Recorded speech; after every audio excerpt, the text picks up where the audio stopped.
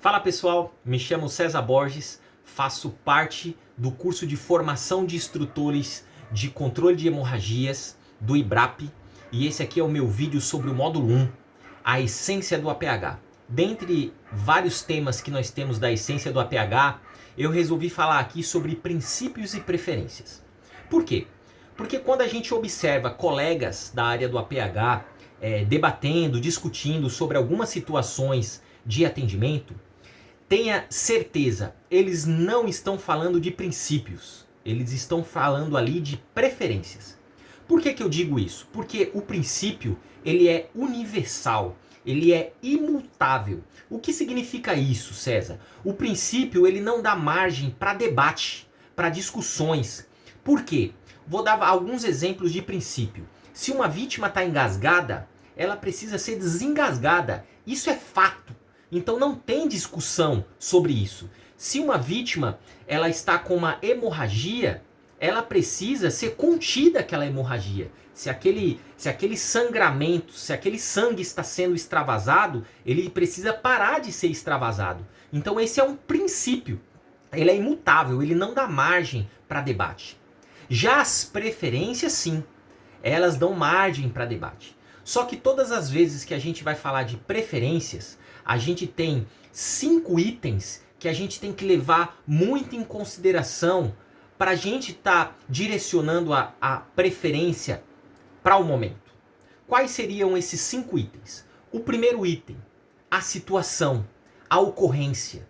Então, vou dar um exemplo aqui. Se você chega numa ocorrência que a cena não está segura, então você não vai iniciar o atendimento de imediato. Você primeiro vai proporcionar que a cena fique o máximo segura possível para que você não coloque sua equipe em risco. Senão você acaba ferindo outro princípio, que é o princípio da segurança. Você não pode se tornar outra vítima, certo? Então, o primeiro item é a situação.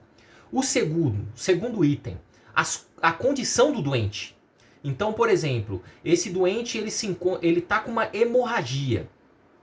Essa hemorragia ela precisa ser contida, esse é o princípio, mas a preferência, de que forma que essa hemorragia vai ser contida? Primeiro você tem que saber a condição do doente.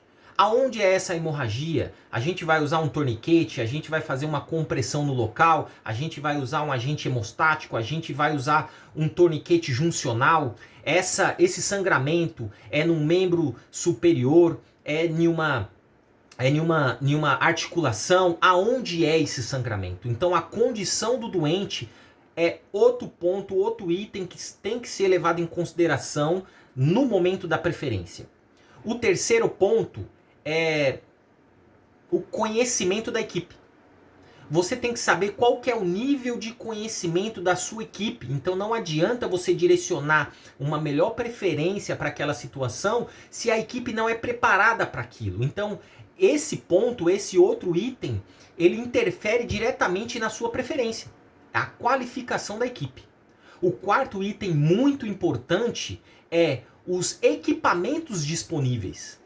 Não adianta você ter uma equipe preparada com conhecimento aguçado para escolher uma determinada preferência, se você não tem o equipamento disponível naquele momento para aquela melhor preferência. Vou dar um exemplo. Um sangramento insanguinante onde, teoricamente, a melhor preferência seria o torniquete. A equipe tem o conhecimento do uso do torniquete, porém a equipe não tem o torniquete.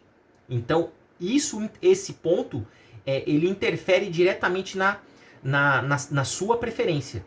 Quais os equipamentos disponíveis?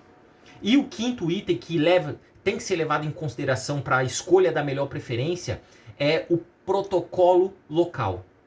As instituições, todas elas deveriam ter um POP, o procedimento operacional padrão, onde esse POP já é direcionado quais as melhores preferências baseado no conhecimento que a equipe tem e nos materiais disponíveis.